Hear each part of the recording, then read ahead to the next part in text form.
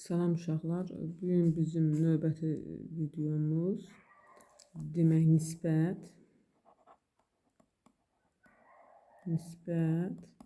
tənasüb və ədədin verilmiş ədədlərlə düz mütənasib hissələrə bölünməsindən söhbət açacaq.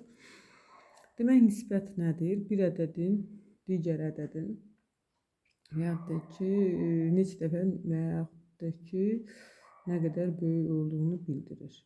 Məsələn, A və B kəmiyyətinin bölünməsi. Yəni, A böl B və ya A böl B kimi işarə olunur. Demək, nisbət A və kəmiyyətlərinin, A və B kəmiyyətlərinin bölünməsindən alınan qismətə nisbət deyilir.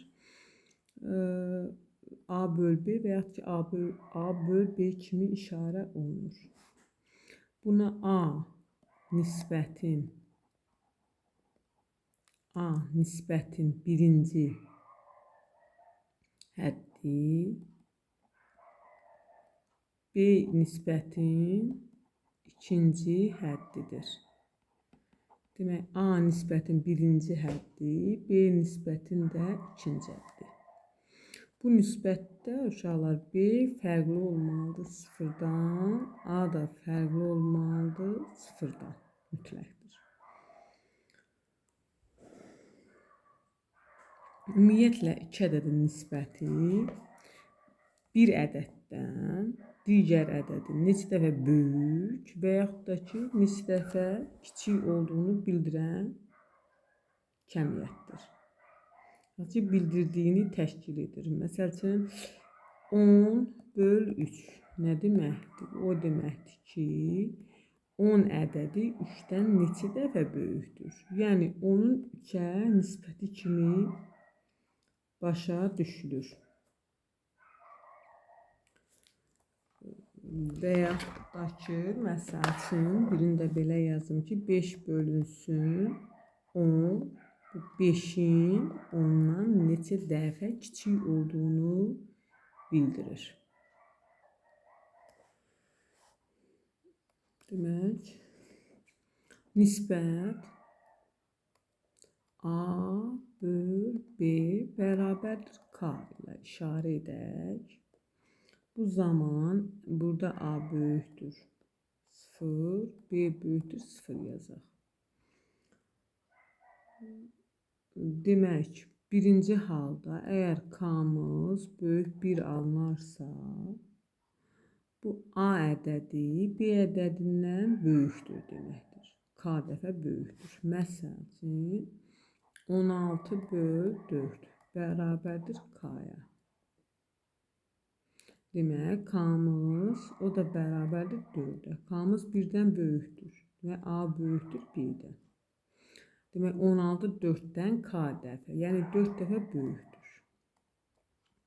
İkinci halda K bərabərdir 1 olarsa, A B-yə bərabərdir. Yəni, məsəl üçün, 24 böl 24 bərabər K-ya, o da 1-ə.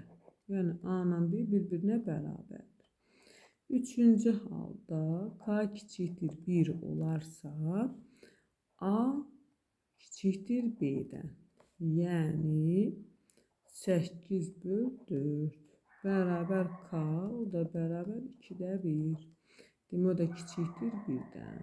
Demək, bu zaman A böyükdür, A kiçikdir B-dən.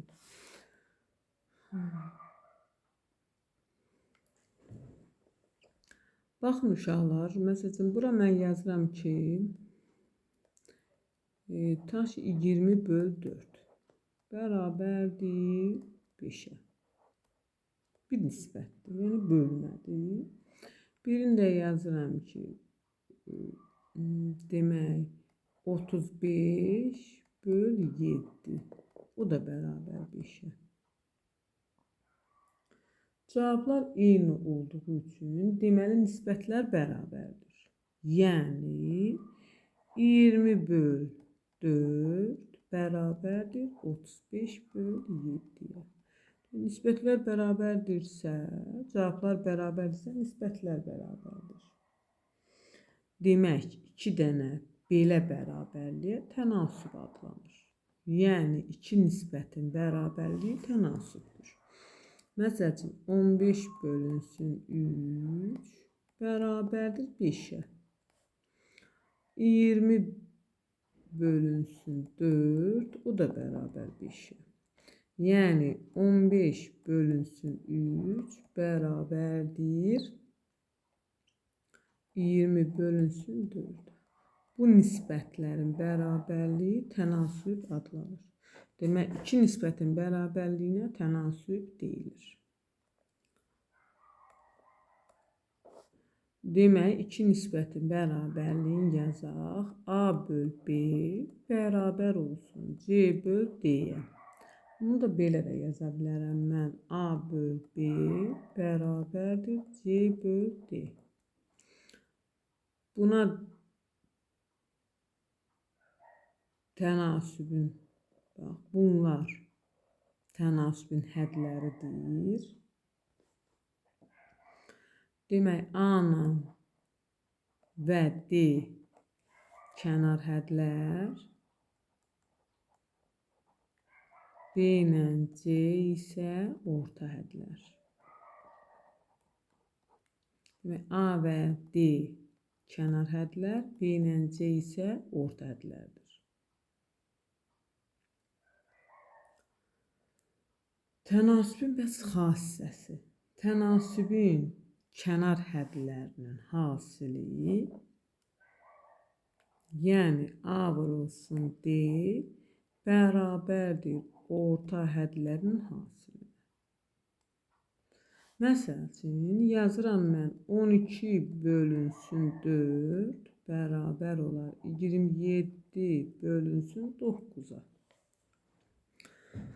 12 4-ə də böləndə 3 eləyir, 27 9-a böləndə 3 eləyir. Demək, nisbətlər bərabərdir. Kənar hədlər 12 vur 9, orta hədlər 4 vur 27.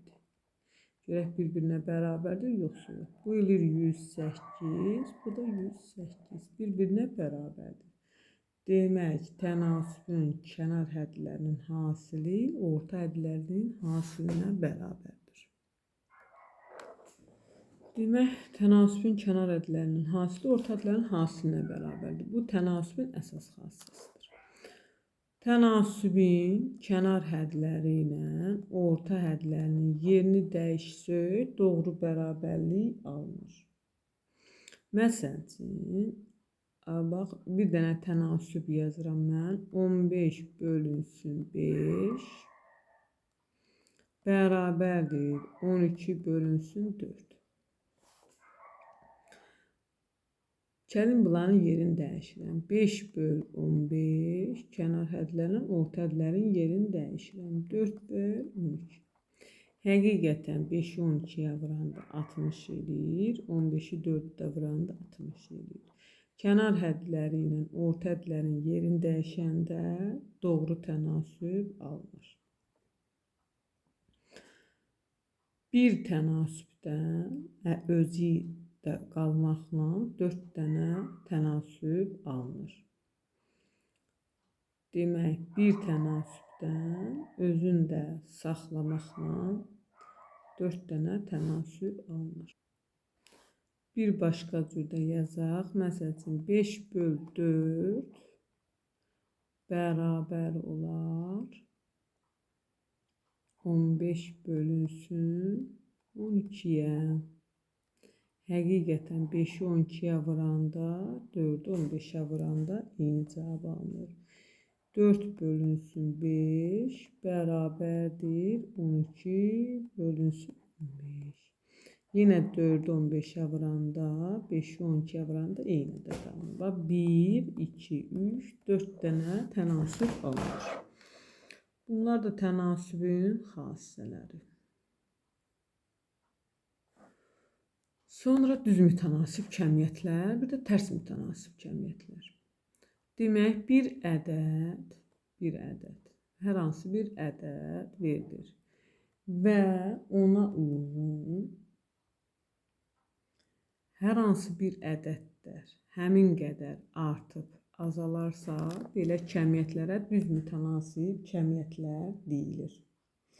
Bir kəmiyyət bir neçə dəfə artdıqda və ya azaldıqda, digər kəmiyyət də eyni dəfə artar və azalarsa, belə kəmiyyətlərə düz mütənasib kəmiyyətlər deyilir və y bərabərdir kx şəklində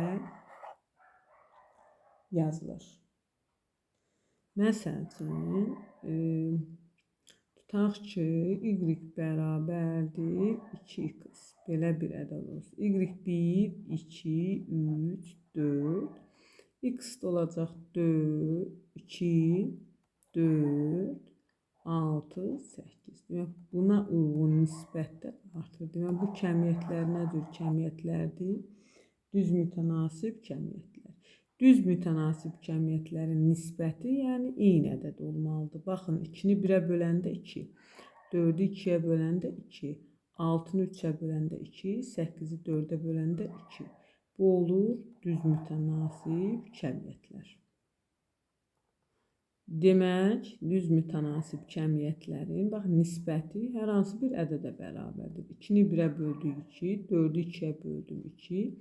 Bunlara deyirlər mütənasib əmsalı, yəni K. K bunun bucaq əmsalı və yaxud da ki, mütənasib əmsalıdır. Y bərabərdir, tutaq ki, 3x. K mütənasiblik əmsalı 3-dür. Məsəl üçün, bir nümunə gətirim düz mütənasib kəmiyyətlərə.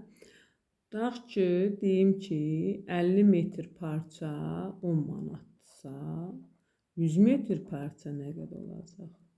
Demək, 20 manat. Parçanın 2 dəfə artırmışamsa, metrəsini, demək, qiymət də 2 dəfə artmalıdır. Və yaxud da ki, 150 metr parçaya 180 manat pul verirəm. Onda 50 metr parçaya da verəcəm nə qədər? Demək, 150-ni 50-yə böləndə 3 eləyibsə, 180-i də 3-ə bölməliyəm 60 manat.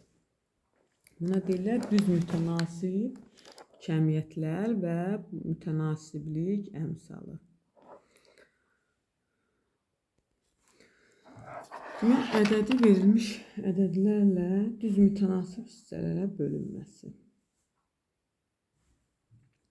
Tutaq ki, ədədimiz hər hansı bir 20 ədəd verilib, ədədimiz olsun, deyək ki, 20 manat pul olsun. Deyir, bunu 2 yerə böl və elə yerə bölgülən ki, bunların nisbəti olsun 3 böl 2 nisbətində olsun. Belə bir sualdır. Məsəl üçün, mən bunu tapmaqdan ötürü həmin bu nisbətləri toplayaram. 3, bir x-la, bir k-la işarə elərəm. 3k üstəgəl 2k bərabər olmalıdır 20 manata. 5k bərabərdir 20-yə. K da bərabərdir 20-ni 5-ə böləndə 4. Bu oldu k bərabərdir 4 manat. Demək, indi 3-ü 4-ə vururam 12, sonra 4-ü də 2-yə vururam 8. Demək, 12 və 8. Və yaxud da ki, 18 dənə konfet var. Evdə 3 uşağa, məsəl üçün, bölünür. Nisbətlər olsun 1, 2, 3 nisbətində bölünməlidir. Demək, həmin nisbətləri toplayıram. Bu olsun k, x, üstəgəl 2x, üstəgəl 3x bərabər 18-ə.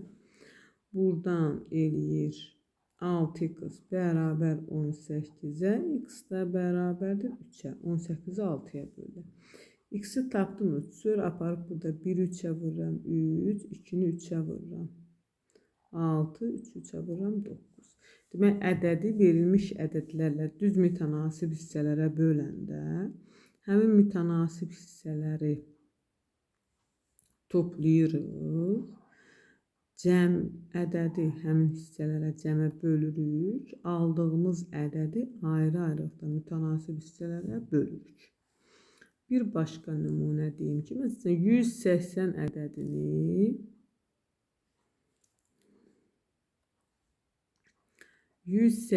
ədədini 3, 5, 7 nisbəti də 3 hissəyə ayırın. Və birinci ilə böyük hissə ilə kiçik hissənin fərqini tapın.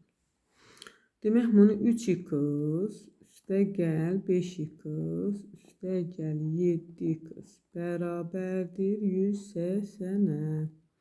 3, 5, 8, bu da 7.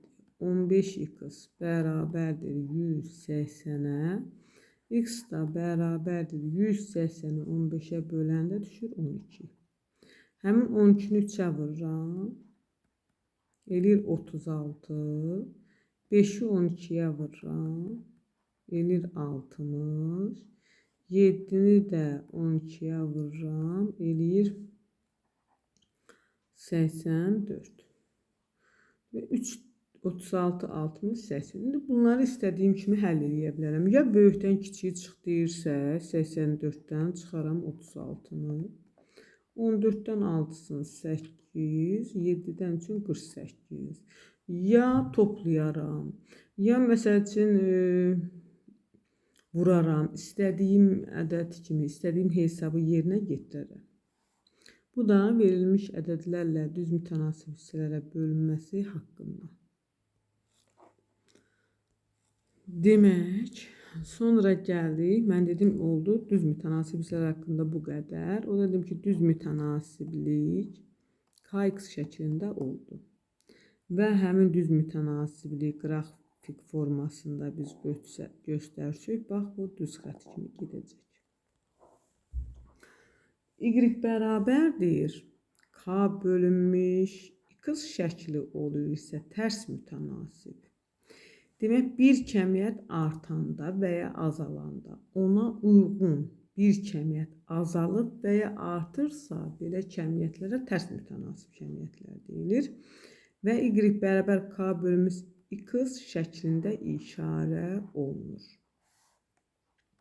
Məsəl üçün, bu nə deməkdir? Deyək ki, 10 hektar sahəni 10 hektar sahəni 5 traktor 2 günə yerinə yetirir. Bəs 2 traktor neçə günə yerinə yetirir? Onda o da olacaq 10 günə. Çünki, baxın, tərs mütənasib kəmiyyətlərin hasili sabitdir. 5 traktor 2 gün etsə, 2 traktor 5 gün olacaq. 5-i 2-yə vuranda 10 eləyir, 2-yi də 5-ə vuranda 10 eləyir. Görürüz, 10 hektar. Tərs mütənasib kəmiyyətlərin də hasili sabitdir. Və onu biz qrafik şəklində bu formada göstərəcəyik. Belə. Y bərabərdir K böl X. K burada bucaq əmsalıdır. Yəni K bərabərdir Y X. Demək, tərs mütənasib kəmiyyətlər bir kəmiyyət bir neçə dəfə artanda və ya azalanda ona uyğun o kəmiyyət azalıb və ya artırsa, belə kəmiyyətlər tərs mütənasib kəmiyyətlər deyilir. Demək, tərs mütənasib kəmiyyətlərin hasili sabitdir. Yəni, hasilləri bir-birinə bərabərdir. Demək, ədədi verilmiş ədədlərlə tərs mütənasib hissələrə necə bölürlər? Tutaq ki, hər hansı bir ədəd verilib.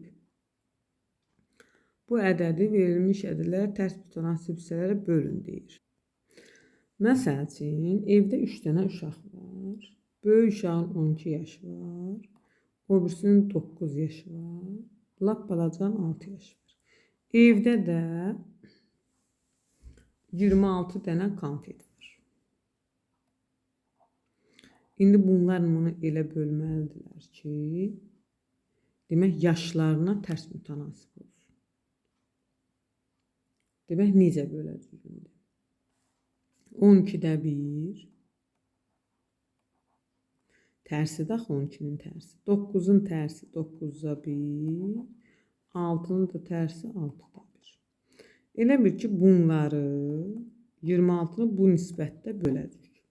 İndi hamısını tam ədəd olmaqdan ötürü bunları tam ədəd şəklinə getmək üçün 72-yə vurmalıyam. 12-ni 72-yə vuran dilir 6 bölünsün. 72-ni 9-a bölündü 8. 72-ni 6-ya bölündü 12.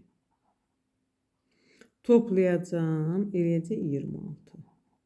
26x. Həmin 26x-ı böləcəm, bərabər eləyəcəm 26-ya. Çünki 26-dan konfetdir.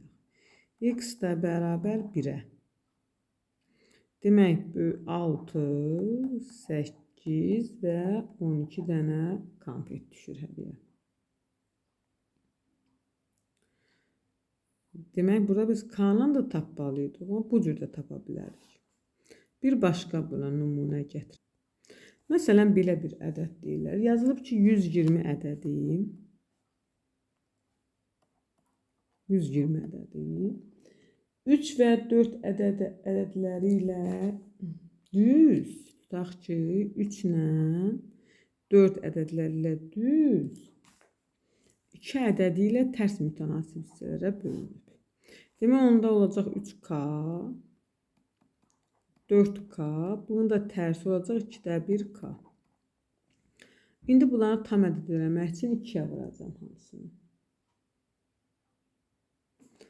Demək, 3-ü 2-yə vuracam, 6K, 8K, bir də K. Bunları toplayanda bərabər olacaq 120-yə. 6, 8, 15. 15K bərabər 120-yə, K bərabər 8-ə.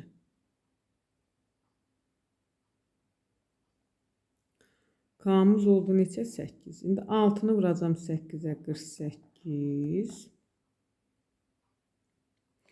8-i vuracam 8-ə, 64. Sonra 6. K'mızı 8 tapdıq. Burada da 8 bağışlayıb. Deməli, 48, 64, 8. Bax, belə. İndi burada sual verə bilər ki, ən böyük ədəd hansıdır? Ən kiçiki hansıdır? Yəni, cürbəcür suallar verə bilər.